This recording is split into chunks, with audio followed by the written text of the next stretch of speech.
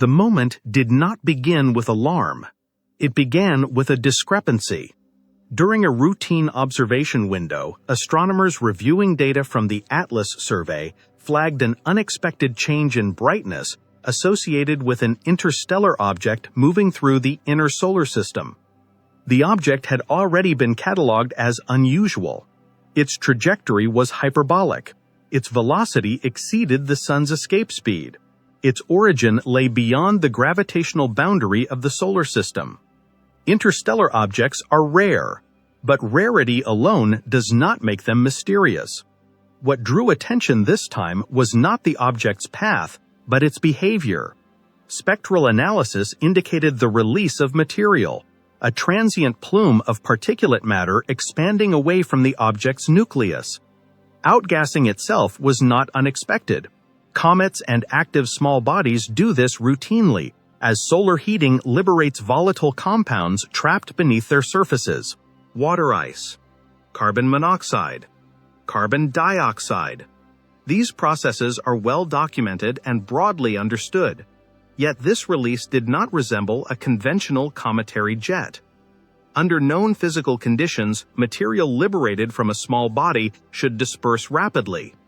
Thermal expansion, radiation pressure, and microcollisions tend to spread ejecta outward, erasing structure almost immediately.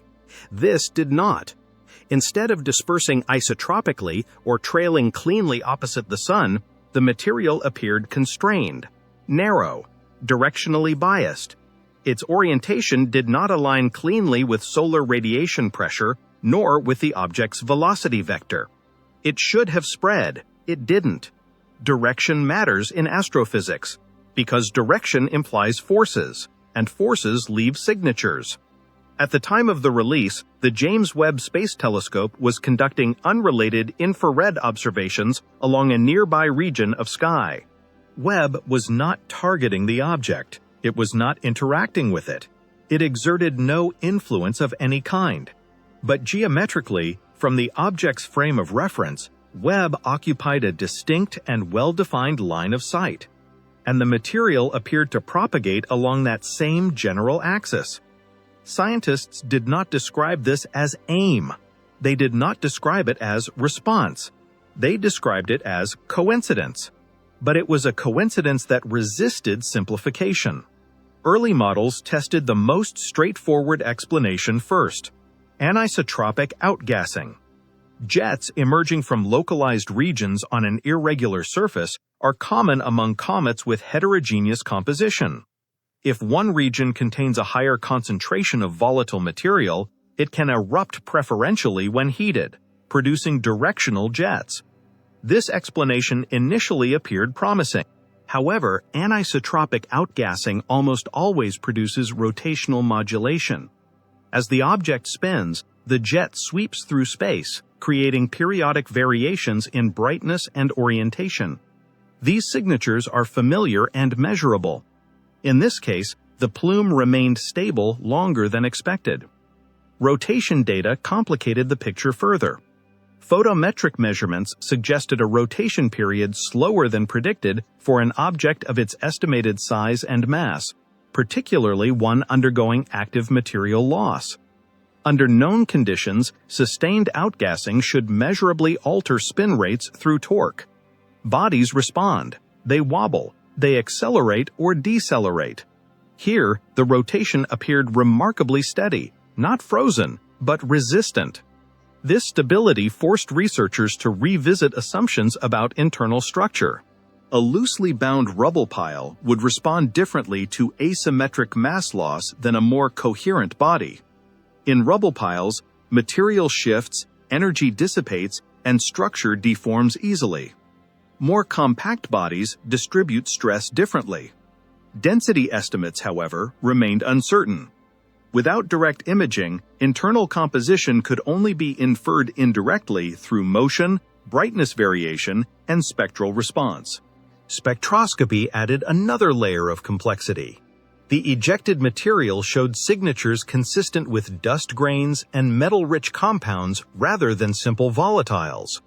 Iron-bearing minerals appeared more prominent than expected when compared to typical cometary plumes. This did not imply anything artificial. Iron and nickel are common in asteroidal material and meteorites, but their relative abundance, combined with the geometry of the ejection, strained existing classifications. At this stage, researchers tested three primary explanations. First, solar radiation pressure. Second, rotational dynamics. Third, surface volatility gradients. Each explained part of the behavior. None explained all of it.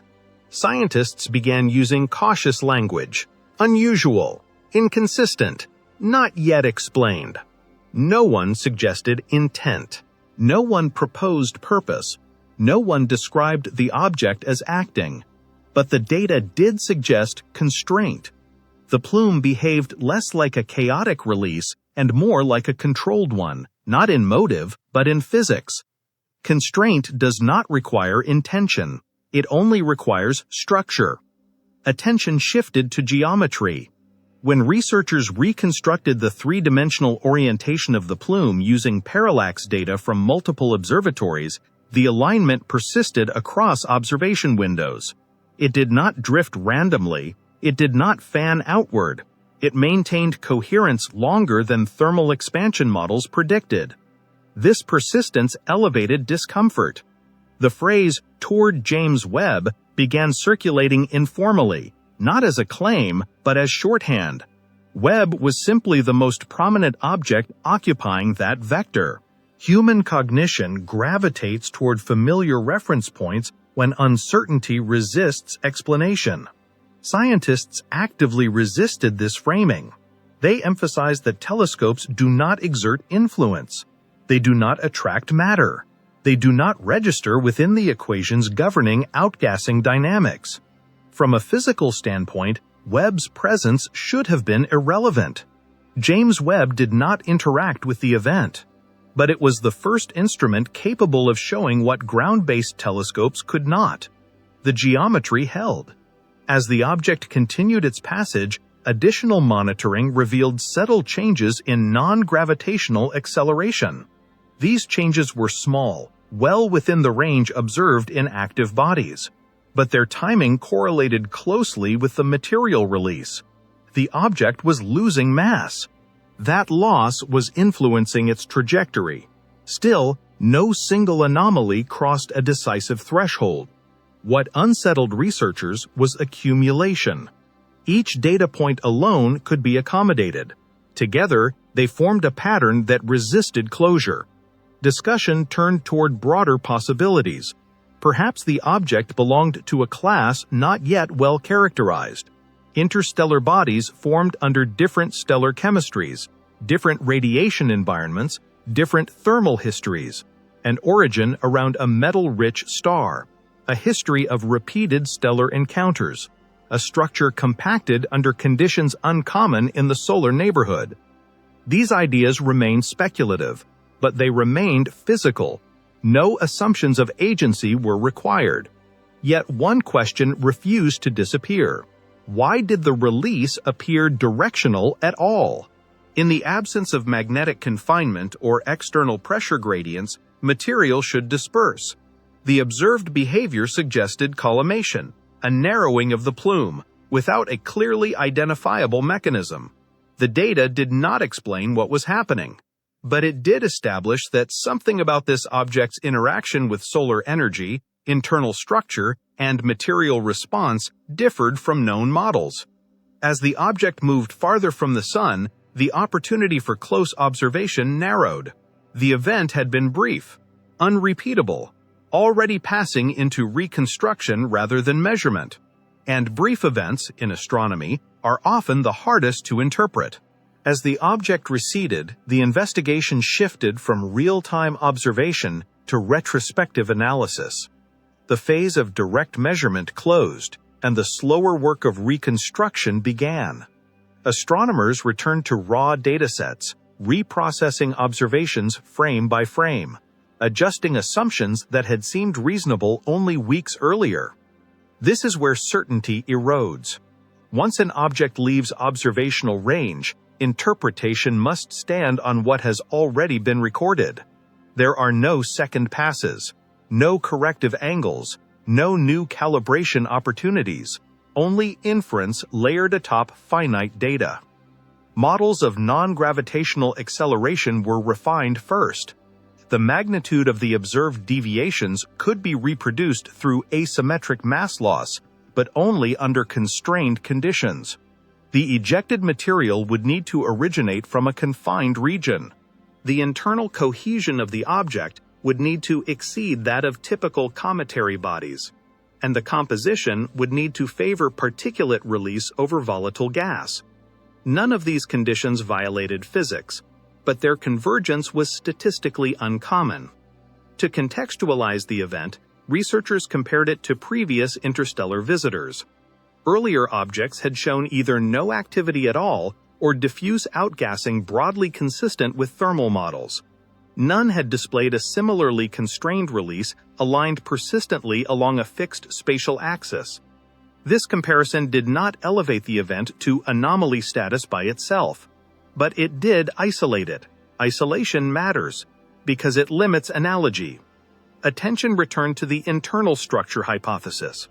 If the object possessed a more rigid internal framework, perhaps centered material formed under high-pressure conditions, stress distribution during heating could become non-uniform. None had displayed a similarly constrained release aligned persistently along a fixed spatial axis. This comparison did not elevate the event to anomaly status by itself, but it did isolate it. Isolation matters, because it limits analogy. Attention returned to the internal structure hypothesis. If the object possessed a more rigid internal framework, perhaps centered material formed under high-pressure conditions, stress distribution during heating could become non-uniform. Material might escape preferentially through fractures or vents shaped by past thermal cycling. In principle, such vents could behave like natural nozzles, briefly channeling material before dispersal. This explanation remained the leading candidate, yet it introduced a problem of its own. Natural vents evolve, they erode, they widen. The observed plume did not display rapid divergence consistent with vent degradation. Its coherence persisted longer than most erosion models predicted, even when accounting for uncertainties in grain size and thermal conductivity. This limitation returned the discussion to observational boundaries. Telescopes do not see mechanisms, they see outcomes. A narrow plume does not prove the existence of a nozzle, it proves constraint. The cause of that constraint remains unresolved. James Webb's role in the narrative continued to trouble researchers, not because of any interaction, but because of framing. The apparent alignment toward Webb risked anthropocentric distortion, the tendency to interpret cosmic events relative to human instruments rather than physical reference frames. Scientists emphasized that from the object's perspective, Webb was insignificant, a small observatory against a vast stellar background. If alignment occurred, it was incidental. But incidental alignment still demands explanation. Statistical analysis showed that random alignment with a specific vector is unlikely, though not extraordinary. Given enough objects and enough transient events, some will align by chance. The difficulty lies in distinguishing coincidence from correlation without repeatability. Critically, at no point did the data suggest the object responded to observation. No feedback loop was detected. No change occurred when Webb adjusted its orientation. The plume did not intensify, weaken, or shift in response to continued monitoring. That absence mattered. It ruled out entire categories of speculation. The object was not reacting. It was not adapting. It was not aware. What remained was behavior, constrained, brief, unexplained. As analysis matured, the language of the scientific community grew more careful rather than more confident. Papers emphasized uncertainty. Error margins expanded. Competing models were left unresolved rather than prematurely unified. One phrase appeared repeatedly in internal discussions: insufficient data. This was not failure. It was the expected state of frontier observation.